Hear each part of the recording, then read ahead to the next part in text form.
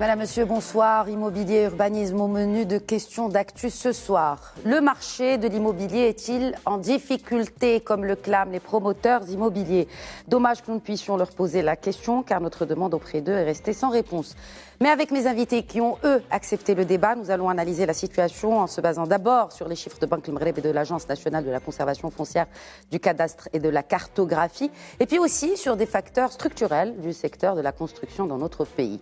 Discuter aussi des alternatives viables et réalisables pour donner une nouvelle dynamique à un secteur déjà essoufflé par le manque d'une vision transverse et long-termiste.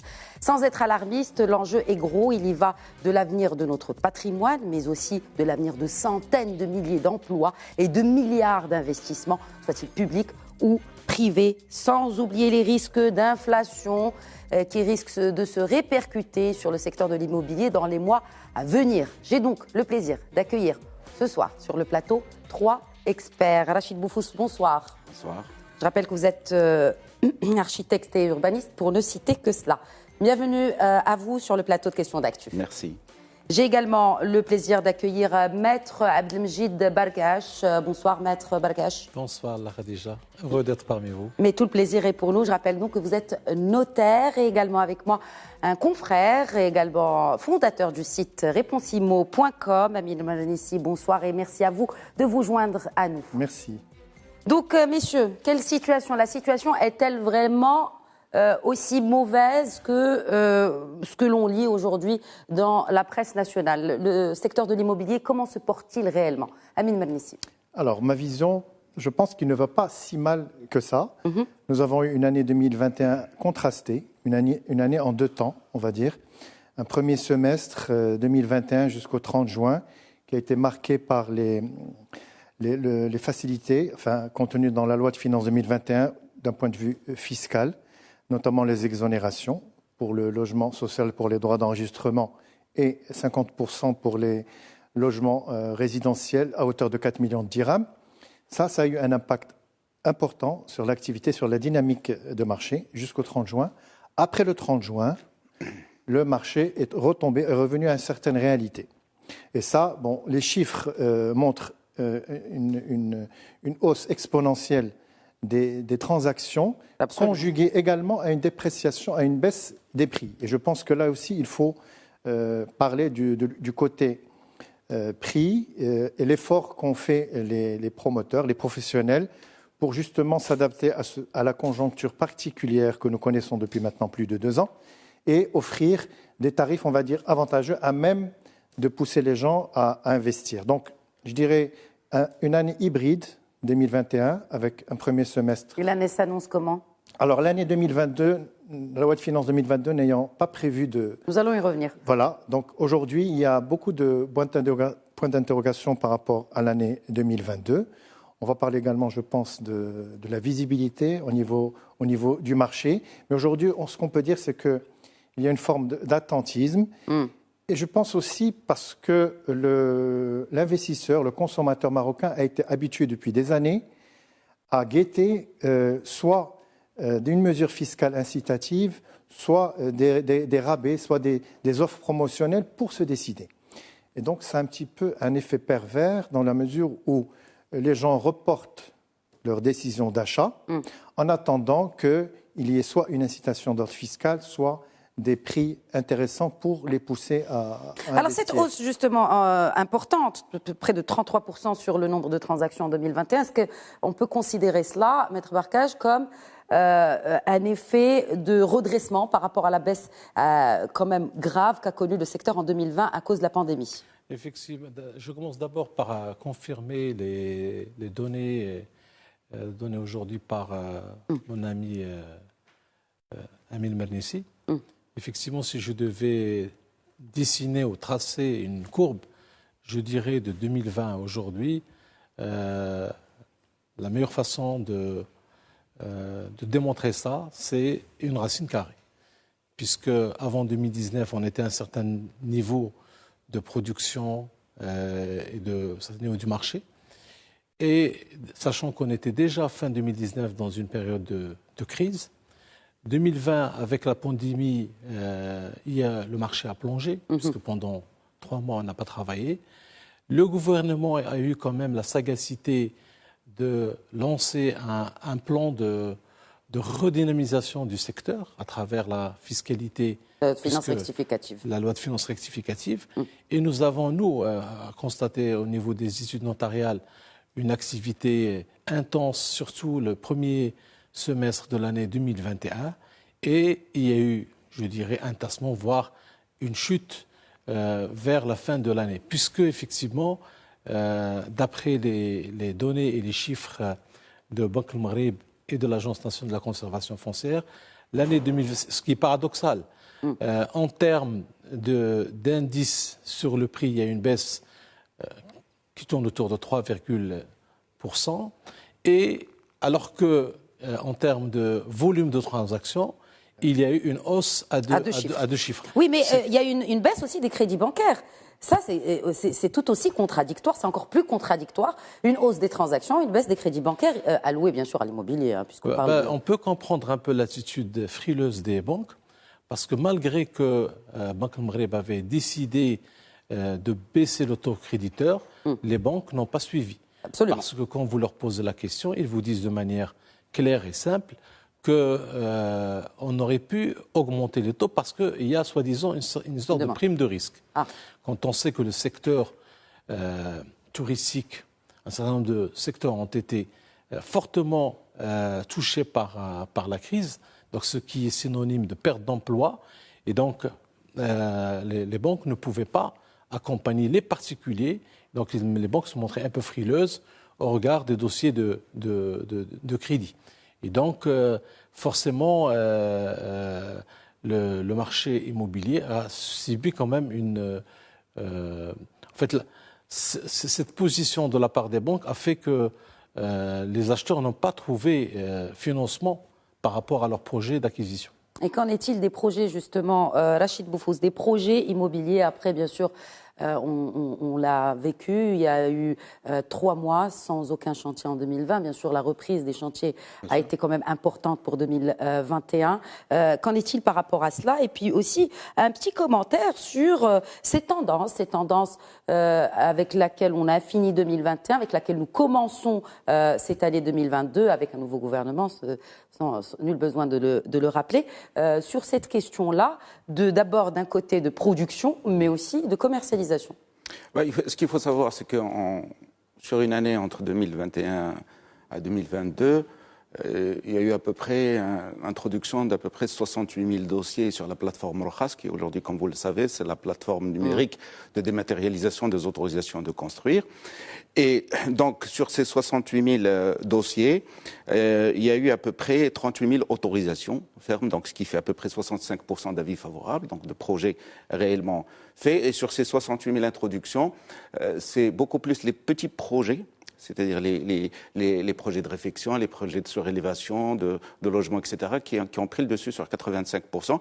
Et ce qu'on appelle les grands projets, ce que vous voyez, les projets immobiliers d'importance, n'ont représenté que 15%. Toujours est-il que ce chiffre est important comparativement même à 2019. Donc on a introduit moins de dossiers, même en 2019. Il y a un certain dynamisme depuis l'étape qu'on a passée après la pandémie, de 2020. Donc la reprise, on l'a senti sur les chantiers en 2021. Donc moi, je vois énormément de chantiers. On n'a jamais autant construit. Moi, je vois, ça fait 30 ans que je suis sur le marché. Ça se construit. Je ne sais pas si ça se vend autant, mais toujours est-il. On parle de résidentiel. De tout produit. C'est-à-dire qu'il y a c'est comme si les citoyens, les habitants, les promoteurs disaient que c'est une façon d'exorciser en quelque sorte cette pandémie, de relancer la machine. Et ce qui fait que c'est aujourd'hui, nous avons un dynamisme qui est constaté sur le marché. Par contre, nous avons de gros soucis aujourd'hui depuis le mois de septembre avec la hausse des intrants et des matières premières, hein, notamment sur le verre. Le verre a pris 30% en septembre. Le fer aussi. Le verre et le fer. Oui, mais le fer a pris 30% en septembre. Aujourd'hui, il y a plus de 100%. Donc, et ça va impacter justement le projet de l'immobilier. Le problème qui va se poser, c'est que les projets qui sont déjà lancés, que ce soit par l'État, que ce soit par des promoteurs privés, si les constructeurs, je parle bien des entreprises, n'ont pas prévu un matelas pour qu'ils puissent répercuter la hausse, ils vont rencontrer des difficultés aujourd'hui parce que s'ils vont acheter sur les marchés mondiaux... Par exemple, ceux qui ont acheté, qui ont déjà vendu sur plan, le problème, ce ne sont pas les promoteurs, mais ce sont les constructeurs aujourd'hui. L'aluminium, il est aujourd'hui à 3200 dollars la tonne. Donc, ce qui fait que si on a prévu, par exemple, un prix du mètre carré d'aluminium, par exemple, de 2000 dirhams en septembre, peut-être qu'aujourd'hui, en janvier, on doit le surenchérir d'au moins 30 ou 40%. Donc, pour les constructeurs, ça va être un contre-coup. Et je pense que l'État doit absolument intervenir pour soutenir, justement, les constructeurs. Je ne sais pas. Peut-être qu'ils font un fonds de garantie ou un fonds de stabilité des prix, parce qu'on va se retrouver avec d'énormes problèmes d'incidence de ces hausses mondiales sur les prix des intrants, sur les prix de la construction. Et bien sûr, les promoteurs seront obligés aujourd'hui de répercuter cette hausse sur les prix de vente, ce qui fait que déjà qu'on a senti un ralentissement dans les ventes, il va y avoir encore plus un ralentissement important. Et donc, on s'acheminera peut-être... Donc la hausse des prix, elle est inévitable. Je parle du prix... Quelle que soit même s'il n'y avait pas la crise ukrainienne. D'accord. Aujourd'hui, avec la sortie de la pandémie qui s'annonce à l'échelon international, nous avons une tension sur les prix. Et c'est une question il y a plus de demandes que d'offres. Donc, parce que les usines dans le monde entier tournent au ralenti. Donc, ce qui fait que tout le monde veut construire, tout le monde veut relancer la machine. Absolument. Et ce qui fait qu'il y a des tensions à la hausse sur les prix. Et de toutes les façons, nous sommes un petit marché à l'échelon international. Nous serons de toutes les façons impactés. Maintenant, il va falloir que les pouvoirs publics interviennent justement pour qu'il puisse y avoir, pas une régulation, mais au moins un amortissement du contre-coup sur les constructeurs et sur les promoteurs. Et bien sûr sur les acquéreurs. Justement, parlons-en. On peut s'attendre à une hausse qui se répercute sur l'acheteur à partir de quand ? En fait, je souhaiterais rebondir par rapport à ce que vient de dire Rachid, puisque effectivement, le constat aujourd'hui, il y a une hausse des intrants dans l'acte de construire, mais en même temps, on constate paradoxalement que les prix au niveau du marché n'augmentent pas. Pour le moment. Il y a aujourd'hui des promoteurs dans un certain nombre de villes. Pardon, excusez-moi, je vous interromps sur cette question de prix qui ne change pas. On parle de quelle ville, on parle de quel quartier où les prix ne changent pas. Alors, parce que ce n'est pas généralisé. Les prix changent dans des villes qui sont meurtries comme Marrakech, qui dépend lourdement du tourisme, mais quand on voit la réalité sur le terrain à Rabat ou à Casablanca, c'est pas le cas. D'ailleurs, les chiffres de Banque El Maghrib sont éloquents, puisque aujourd'hui, au niveau de Casablanca et Rabat, on a constaté même une légère hausse du cours, puisqu'on il y a une augmentation de 3, alors que dans des villes comme Tanger, Marrakech et Agadir, Tanger, ça stagne, Marrakech et Agadir, ce sont les villes, effectivement, où certains promoteurs sont obligés même de vendre au prix coûtant pour pouvoir justement se déstocker et se débarrasser de ce qu'ils ont.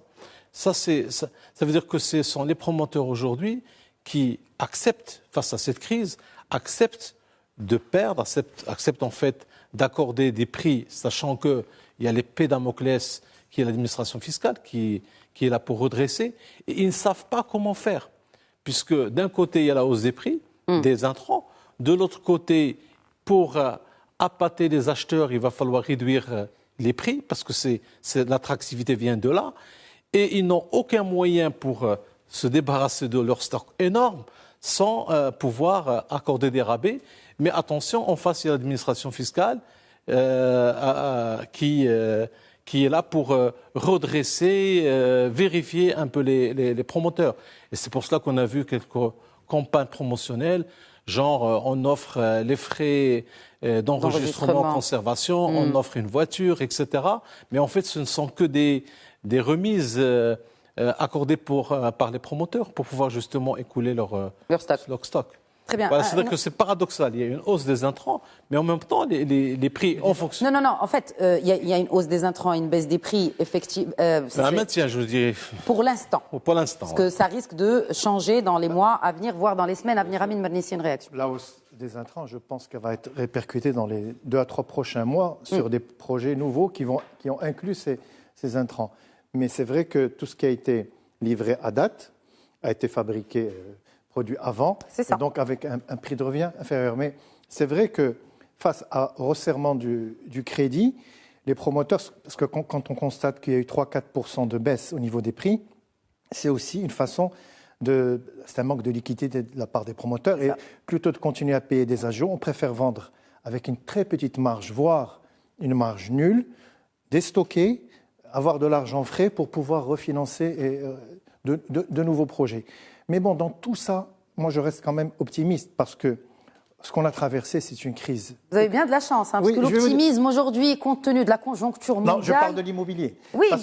Alors, je vais pas dire pourquoi. C'est un secteur parmi d'autres. Parce que quand vous avez une hausse des transactions à 2 chiffres, des fois 30, 40 et 50%, j'ai vu des chiffres très importants, ça dénote quand même l'appétence des Marocains pour... La reprise de confiance, on peut l'expliquer ainsi, parce que c'est une année plutôt plus ou moins post-Covid lourd. Oui. 2021 fut une année où on commençait à revivre. Donc je pense que ces chiffres-là, ces hausses à 2 chiffres, c'était prévisionnel. C'est quand même important parce que je vais vous dire, dans un contexte économique... Quand on parle de transactions, on parle de vente et d'achat. Oui, de vente et d'achat, bien sûr. Donc les gens qui ont vendu et les gens qui ont acquis. Oui, mais il n'y a pas que l'acquisition. Tout à fait. Mais ça dénote quand même que malgré la menace, malgré que les gens soient menacés dans leur métier, dans leur travail, dans leur emploi, eh bien, ils continuent quand même à avoir confiance et à chercher à investir. Mais comme je l'ai dit, il faut qu'il y ait une incitation, soit d'ordre fiscal, soit que le promoteur accepte de vendre à des prix très bas, avec une marge infime. Et là, les gens sortent leur bas de laine. Amine Mernissi, quelle est la marge aujourd'hui du promoteur immobilier en moyenne? Est-ce qu'on connaît? Est-ce qu'il y a une transparence par rapport à cela ou c'est l'opacité? Non, enfin, c'est transparence. Il y avait une étude justement qui avait été faite par la fédération. Je ne veux pas parler à la place de la fédération où la marge, elle est variable selon le produit. Maintenant, on parle de 10%, de 7%, de 20%, de 15%. On entend tous les chiffres à ce niveau-là.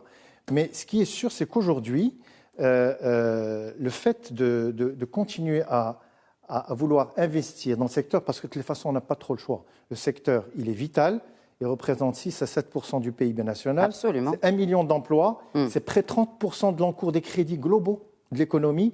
Je veux dire, aujourd'hui, on ne peut pas laisser le soldat Ryan, il faut le sauver. Parce que il y en a plusieurs des soldats. Et puis je vais vous dire, depuis 3 ans... Il n'y a pas que le secteur de l'immobilier. L'État, on ne peut pas demander à cet État de sauver tout le monde. Non, vous avez raison. Mais je vais vous dire, aujourd'hui, s'il devait y avoir... D'ailleurs, on l'a tous remarqué, il n'y a pas eu de faillite retentissante de grands promoteurs ou de grands constructeurs pendant 3 ans. On s'attendait à ce qu'il y ait de la casse. Pourtant, non. Les grandes capitalisations sont toujours là. Certes, ils ne sont pas au mieux de leur santé. Leur santé financière, oui. De leur santé financière, ni au niveau des ventes, ni quoi que ce soit. Mais ils demeurent toujours debout. Ça, c'est quand même appréciable. C'est peut-être aussi dû à l'effort qui a été fait par les différents produits, d'amanoxygène, les produits qui ont été... Ça leur a permis de respirer. Bon, peut-être qu'on va arriver au bout aussi de toutes ces soupapes financières. C'est ce qui est prévu. Et qu'à un moment donné, il va falloir revenir à la réalité et du marché et la réalité. Alors une autre réalité, Amine Mernissi, la réalité du marché. Vous avez parlé de reprise de confiance en 2021. Moi, j'ai envie de vous parler de confiance avec un grand point d'interrogation, avec une année de sécheresse. Et l'impact de l'année de sécheresse. On a parlé de l'inflation mondiale et la hausse des prix des matières premières sur les marchés mondiaux. On a aussi une autre réalité aujourd'hui au Maroc, confrontée à cela, c'est la sécheresse. Rachid Bouffouz.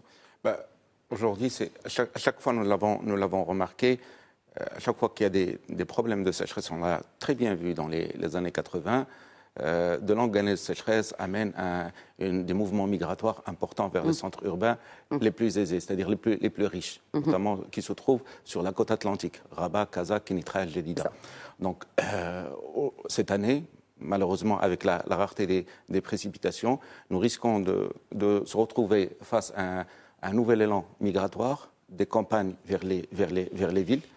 Et parce que de toutes les façons, les gens, s'ils n'ont plus de pâturage, ne peuvent plus faire de récolte, etc., même si on injecte de l'argent dans le rural, on ne pourra pas empêcher cette migration. Donc aujourd'hui, on peut effectivement essayer de la freiner, essayer d'apporter aux gens des aides directes au niveau du monde rural, parce qu'encore une fois, on l'oublie souvent.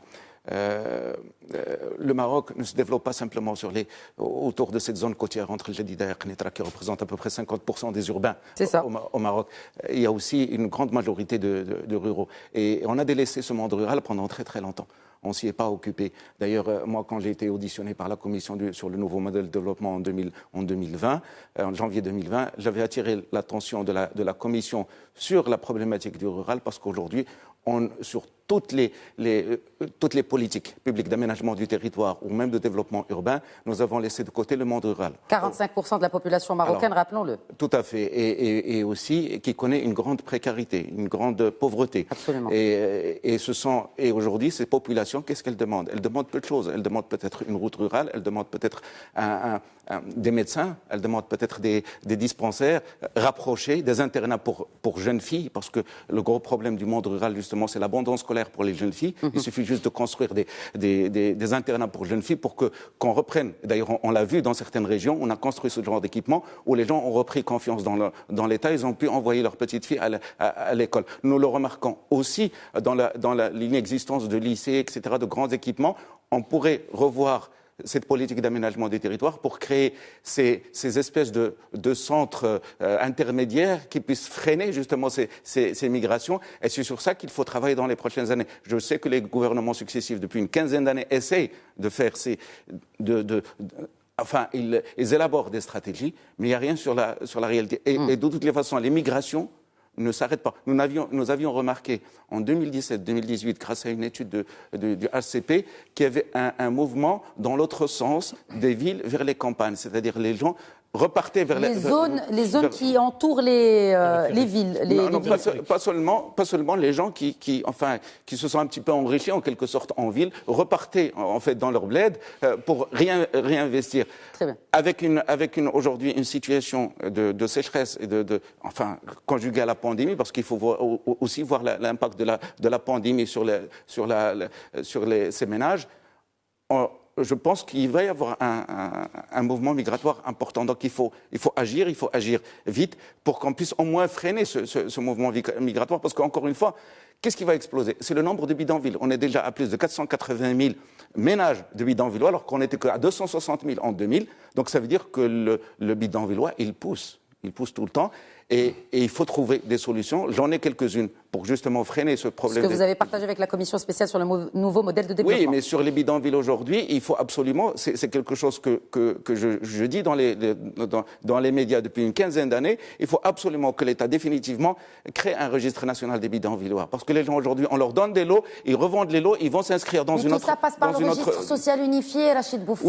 Oui, mais encore une fois... Déjà, c'est un projet sur lequel planche le gouvernement. On attend, il faut activer cela. Pas simplement pour apporter des aides ou permettre aux gens d'aller se soigner pour rien du tout dans les hôpitaux. Non, la problématique des bidonvilles est encore pire que toutes ces problématiques. Parce qu'elle touche au développement, parce qu'on est l'État investit énormément d'argent, c'est en milliards de dirhams pour aménager des zones, pour donner des lots aux bidonvillois. Et ces gens-là, il y a ce qu'on appelle le taux de glissement, et 30% de cette population qui revend ces lots pour aller s'inscrire dans d'autres listes ailleurs. Sans parler d'autres pratiques frauduleuses. Avec ce registre pour lequel je milite depuis une quinzaine d'années, d'ailleurs qui a été repris par la ministre actuelle de l'Habitat. Je la remercie de l'avoir repris sans m'avoir cité, mais c'est pas grave.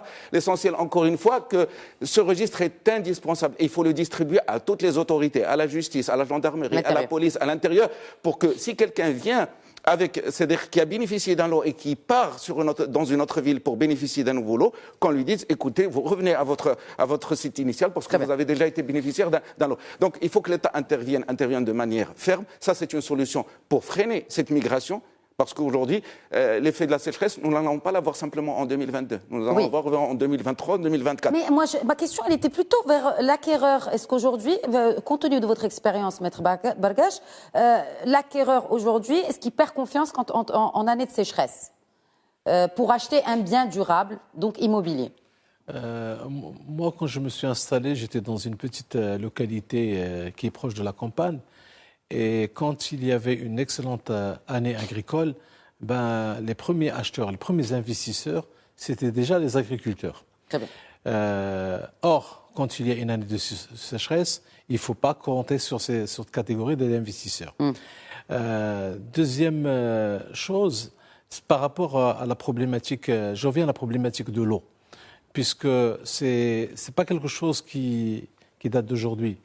Déjà depuis les années 2000, mais dans la fin des années 90, on savait que le Maroc, dans les années 2020, allait connaître une... Quand vous dites on, les gouvernements, ils ne le savent pas. Je dirais les responsables de la ressource hydrique. Oui. Tel que mais est-ce qu'on ne prend pas en considération cela avant de mettre en place ne serait-ce qu'un projet de loi de finances qui table sur une croissance de 3%? Alors ça, c'est un autre chapitre. Le problème, c'est qu'il y a toujours un décalage entre les politiques et les réalisations.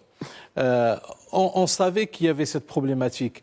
On devait mettre en place un plan stratégique justement pour ne pas arriver à cette situation de crise. Mais sauf que l'État aujourd'hui, il a quand même un retard de 10 ans dans la réalisation de ce programme. Notamment l'histoire des dessalement des eaux de mer. C'est quelque chose, ce sont des chantiers qui devaient être opérationnels aujourd'hui. Exemple Dakhla, Casablanca, Agadir, etc. Donc ces retards, effectivement, font qu'il y a une crise par rapport... Est-ce qu'il y avait déjà c'est pas notre sujet, mais c'est juste vraiment une petite parenthèse. On comptait surtout sur les eaux souterraines. Alors maintenant, ces eaux souterraines existent quasiment plus dans certains bassins, ce qui fait qu'on cherche la solution et pour dépanner. C'était une brève parenthèse, parce qu'il y a beaucoup de choses à discuter sur l'immobilier. On parle aujourd'hui, à juste titre, c'est Rachid Boufous a évoqué cette question importante d'exode rural, et il s'agit aussi du foncier. Cette réforme du foncier, elle en est où, Maître Bargache? Alors, la réforme du foncier, il y a le Conseil économique, social a pondu un excellent rapport sur la question de la réforme foncière. Et dans cette étude, effectivement, on fait état d'un certain nombre d'observations et de recommandations. Et d'ailleurs, parmi les choses qu'on observe aujourd'hui, c'est que l'arsenal juridique, les textes législatifs qui régissent le foncier au Maroc, ils sont désuets, ils sont disparates, et qu'il est grand temps aujourd'hui de penser à un code foncier qui va concerner tous les statuts financiers. Vous savez que nous n'avons pas un seul statut, on a plusieurs statuts, une mosaïque de statuts fonciers qui font qu'aujourd'hui, c'est un véritable frein par rapport au développement économique et urbanistique du pays. Parce que le foncier, à vrai dire, c'est la matière première, c'est le support de tout développement. Et c'est le produit dont a besoin l'industriel, le résidentiel, la santé, l'enseignement, etc. Et donc, aujourd'hui, moi, je n'aime pas parler de la rareté du foncier. Au contraire, on a 1 million de kilomètres carrés. On ne peut pas avoir un problème au niveau du foncier dans ce pays. Dans certaines villes comme Rabat, où nous nous trouvons aujourd'hui, il y a un problème de foncier. Alors, justement, il y a aujourd'hui un phénomène de rétention du foncier de la part de certaines familles. Il y a d'abord l'État qui doit reconstituer ses réserves foncières, et pour cela, il y a un certain nombre de leviers qu'il faut actionner, notamment l'histoire de le droit de préemption, etc. Et puis, il y a des familles aujourd'hui qui, à cause d'une fiscalité extrêmement handicapante, ils n'arrivent pas à vendre. Vous savez, il y a des familles qui ont aujourd'hui des centaines d'hectares à l'intérieur ou dans la périphérie des centres des grandes villes, mais qu'on ne peut pas développer pour d'abord le manque de moyens, l'absence d'équipement. Aujourd'hui, je dirais, à cause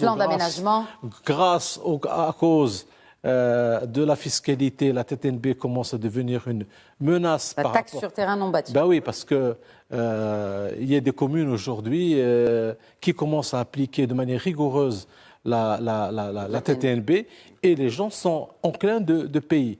Quand on a une centaine d'hectares, vous imaginez ce que ça fait. Oui. Donc, par la force des choses, mais l'État doit penser à créer des partenariats publics-privés avec justement ces familles. L'Omran, en tant que bras de l'État en matière de production de logements décents au Maroc, se doit effectivement de concevoir des montages avec ces familles-là, du win-win, de manière, in fine, à produire des logements et décongestionner et régler la problématique. C'était pas le but aussi. On va revenir à la TNB, mais c'était pas le but des villes nouvelles de décongestionner justement les zones urbaines. Alors les villes nouvelles ont été faites dans ce sens pour décongestionner notamment les grandes agglomérations, mais il aurait fallu peut-être qu'elles soient accompagnées de structures à même d'attirer des gens qui veulent y habiter, notamment les écoles, les routes, la sécurité, etc. C'est des choses, en fait, on ne peut pas dire si une ville en périphérie a réussi ou pas sur 10 ans, mais il faut véritablement 20 ans, 30 ans pour juger si une ville est arrivée à ses objectifs. Par rapport à cette histoire de foncier, ce qui revient d'ailleurs de façon récurrente quand il s'agit de parler d'immobilier, de construction au Maroc, je pense qu'aujourd'hui, ce qui manque le plus, et ça c'est un des moyens peut-être de relancer le secteur en 2022, c'est qu'aujourd'hui, dans les grandes agglomérations, Casablanca par exemple, Rabat, les grandes villes, il n'est pas possible de trouver de produits entre 500 000 et 1 million de dirhams. Vous allez trouver du 250 000 dirhams en périphérie, mais si vous voulez quelque chose qui ne soit pas trop loin, il va falloir payer 1 million, 2 millions de dirhams un appartement, ce qui est anormal. Aujourd'hui, il y a une demande très forte, mais il n'y a pas d'offre. Il y a l'inadéquation. Vous faites bien de C'est une inadéquation, elle est, je dirais, structurelle. Elle n'est pas C'est-à-dire conjoncturelle. pour les ménages qui peuvent s'offrir un appartement, et en tout cas à travers un crédit bancaire avec une traite mensuelle de autour 4 000, 5 000. Jusqu'à 6 000 dirhams, Ouais. ils ne trouvent Non, pas, ils ne trouvent pas ce type de produit. Ils ne trouvent pas maison à leur Voilà, ils ne trouvent pas ce type de produit. Donc aujourd'hui, on parle du logement social à 250 000 dirhams. Il faudrait que la tutelle donne une vision d'avenir à ce secteur, à la fois pour les professionnels, mais également pour les futurs acquéreurs, de savoir qu'il y aura un produit, par exemple, encadré, ou des produits encadrés, pas uniquement le logement social. Qu'appelez-vous par encadré Par exemple, le produit de 250 000 dirhams ou 240 000 dirhams, c'est-à-dire à faible valeur immobilière totale, sont des produits défiscalisés ou qui sont encadrés par une convention entre l'État, les promoteurs, etc. De la même manière, on pourrait concevoir des produits pour la classe moyenne, dont le prix varie entre 500 000 et 1 million de dirhams avec une superficie donnée, mais on bute toujours sur le problème du foncier disponible. C'est-à-dire que si vous voulez développer ce type de projet, de produit à l'intérieur des villes, c'est impossible parce que le foncier est trop cher. Donc soit il va y avoir une régulation de la part de l'État en disant, bon, on va dédier ce terrain qui appartient au domaine pour ce type de projet, mais pas d'autres, pas autre type de projet, pas le haut standing, pas le social, mais uniquement celui-là. Pourquoi il n'attire pas beaucoup, justement, les promoteurs immobiliers Les promoteurs immobiliers, pourquoi ne s'intéressent-ils pas, justement, à ce créneau-là? Ils s'intéressent, mais ils ne trouvent pas le foncier. C'est-à-dire que s'ils achètent le foncier, ils ne pourront pas sortir avec un prix que je vous ai mentionné, entre 500 et 1 million d'euros. C'est impossible de trouver à Casablanca ou à Rabat ce genre de produit. Parce que la dimension commerciale qui est importante. Par contre, il y a un deuxième effet induit par le renchérissement dont on a parlé, qui est attendu au niveau du... Parce que le marché de l'immobilier, ce n'est pas un marché globalisé. Il y a plusieurs marchés dans le marché. Vous l'avez dit tout à l'heure, il y a Casablanca, il y a Fès, il y a Marrakech.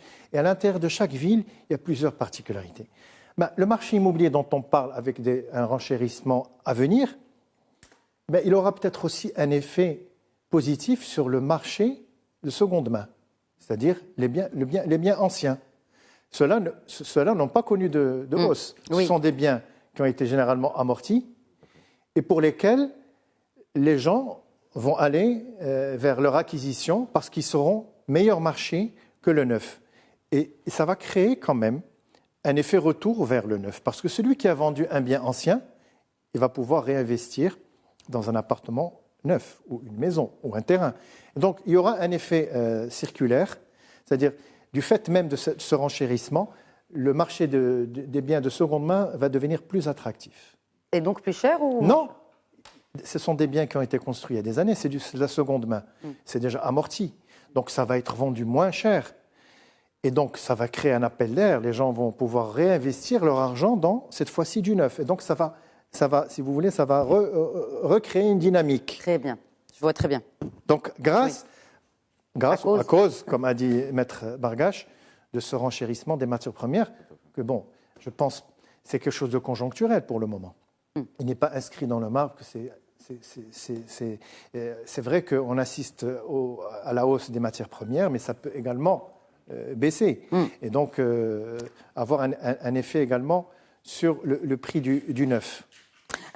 Alors, puisqu'on parle de prix, par rapport à la loi de finances 2022, vous avez évoqué tout à l'heure, lors de votre première réponse, la question de la loi de finances 2022 qui ne comporte finalement pas grande incitation, que ce soit pour l'acquéreur ou pour le promoteur immobilier. Alors, il y avait un espoir que, déjà en juin 2021, à la fin du mois de juin, on pensait que ça allait être reconduit au moins jusqu'au 31 décembre. Ça n'a pas été le cas. On a guetté 2022, sachant qu'on avait vu qu'il y avait eu le contre-coup du deuxième semestre. Oui. On se disait que peut-être que pour la loi de finances 2022, le législateur allait prévoir de nouveaux mécanismes, mais il n'en est rien. Donc aujourd'hui, on s'en remet à qui? On s'en remet au promoteur, mais le promoteur, il a déjà fait un effort sur les prix pendant le dernier semestre.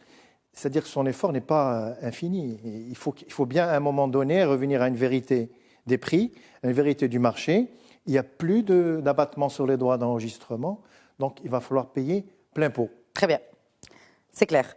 Rachid Boufos, par rapport à aux solutions, parlons solutions, il nous reste peut-être un quart du temps de l'émission, ce serait bien qu'on parle d'alternatives et de solutions. Quelles solutions d'ordre fiscal aujourd'hui? Parce que bon, on ne s'attendait pas à grand-chose non plus en termes d'incitation fiscale avec une loi de finances qui doit gérer déjà des urgences, que ce soit-il sociales ou autres.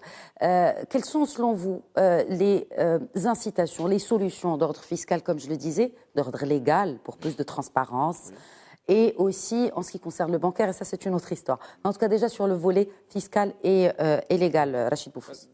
Déjà, jusqu'à présent, les politiques publiques... dans le cadre de la lutte contre l'habitat insalubre, les bidonvilles, et puis pour permettre d'offrir aux habitants la possibilité, enfin, de loger.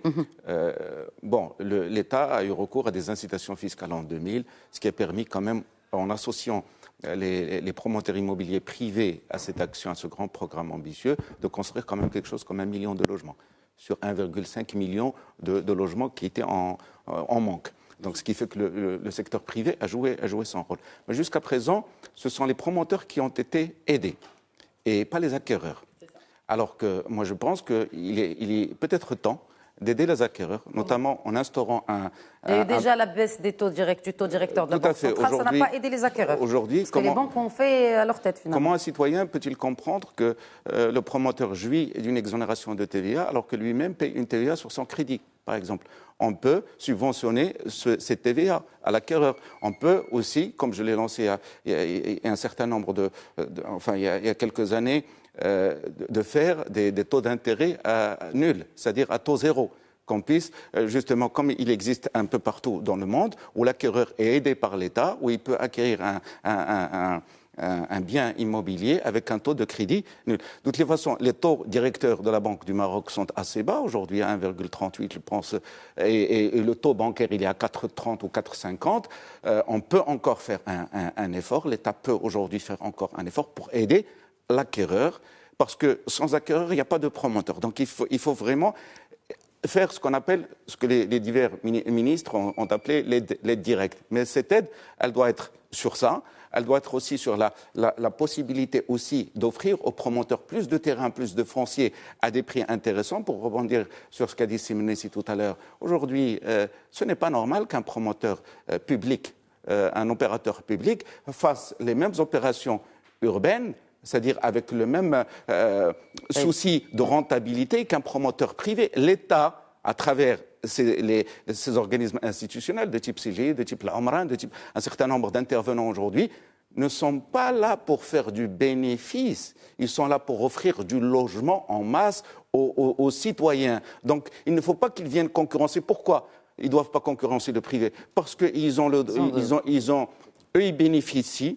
d'un accès au foncier public à un prix très bas. Vous imaginez aujourd'hui que la ville de Tamsna a été acquise par l'Omran à 20 dirhams du mètre carré et qu'aujourd'hui, elle le revend sur des appels à manifestation d'intérêt à plus de 2000 dirhams, alors que l'aménagement de ce terrain n'a pas dépassé les 450 dirhams. Donc, c'est quand même énorme. Et puis, il y a une surenchère. Donc, si l'État rentre dans une surenchère qu'il participe volontairement ou involontairement à la spéculation immobilière, jamais le citoyen ne pourra acquérir un logement. Vous avez certainement aujourd'hui, peut-être que vous l'avez constaté, c'est qu'aujourd'hui, dans certaines villes, par exemple Rabat, alors que c'est une ville qui a perdu 100 000 habitants en 10 ans. Elle est passée de 600 000 habitants en 2014, il y a 10 ans, de 600 000 habitants à 500 000 habitants aujourd'hui. Ça veut dire que 100 000 habitants sont partis où? Sont partis dans les périphéries. Et donc c'est une ville qui est devenue une ville de riches. Et aujourd'hui, nous sommes sur des plafonnements, même d'acquisition. Nous sommes à 23 000, 25 000, 30 000 dirhams sur certains quartiers. Les gens qui vont acheter à 30 000 dirhams du mètre carré, est-ce que vous avez déjà réfléchi combien ils touchent à la fin du mois en termes de salaire? Combien sont-ils déjà? Est-ce qu'ils vendent ces gens-là en achetant cet immobilier à ce prix très élevé? Est-ce qu'ils n'ont pas d'enfants à envoyer à l'étranger pour étudier? Est-ce qu'ils ne peuvent pas eux-mêmes c'est-à-dire voyager? Ils ne vont pas vivre, ils vont simplement rester en train de surveiller leur crédit. Ce n'est pas possible. Donc encore une fois, il y a un travail sur le prix que les promoteurs doivent aussi faire, d'accord? Parce que les marges, quoi qu'on en dise, elles restent quand même larges, très, très importantes. On sait à combien on construit aujourd'hui, d'accord? Au prix du dirham du mètre carré. On sait combien coûte aujourd'hui le foncier partout, d'accord? Il faudrait peut-être...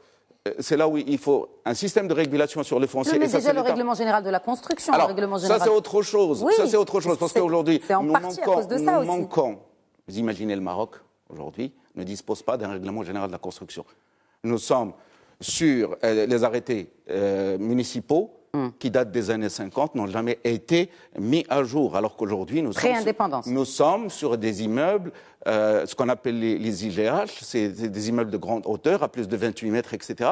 Nous n'avons pas de règlement de la construction sur ça. Nous avons une réglementation de la sécurité incendie, d'accord? La protection civile a fait vraiment son travail, mais le département de l'urbanisme, il a fait ce qu'on appelait le règlement de la construction il y a quelques années, mais c'était sur les règles de dépôt, enfin les conditions de dépôt de dossier, mais pas sur les règles de jugement d'un dossier. Aujourd'hui, un promoteur ou un architecte, quand il va dans une agence urbaine, ne sait pas sur quelle base son projet a été jugé et il ne peut même pas contester parce que rien n'est écrit. Donc on dit simplement, on refuse même de revenir vers les textes de 54. Donc le flou général fait qu'aujourd'hui, on fait n'importe quoi.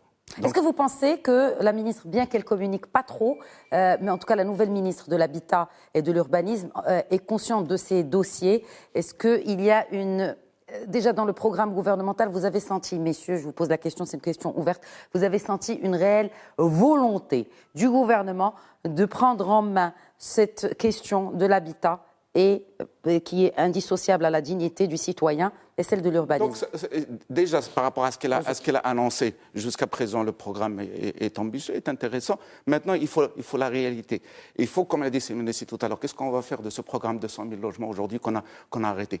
Quelles sont les nouvelles mesures incitatives sur le logement avant, on parlait d'un logement à 100 mètres carrés, ce qu'on appelait le logement HBM, c'est-à-dire l'habitat bon marché.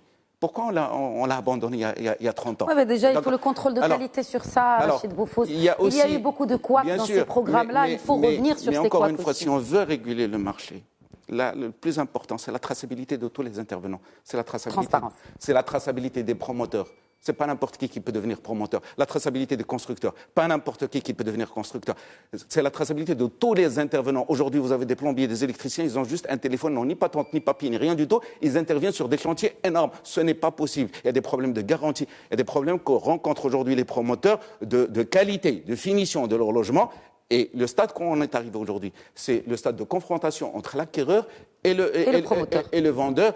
Et il n'y a pas d'assurance derrière, il n'y a pas d'assurance logement, il n'y a pas de fonds, justement, qui puissent permettre. En plus de ça, on parlait tout à l'heure de traçabilité des promoteurs. Vous avez vu les scandales dernièrement. Mais il y a la dématérialisation des procédures. Pourquoi elle ne sert pas à cela, justement? Elle ne sert pas à cela parce que quand vous avez, par exemple, des promoteurs indélicats qui ont laissé sur le tapis des gens, d'accord, qui ne leur ont pas fourni leur logement, vers où vont se retourner ces gens? Il n'y a pas de fonds de garantie, il n'y a pas d'assurance, donc il y a un manque de traçabilité.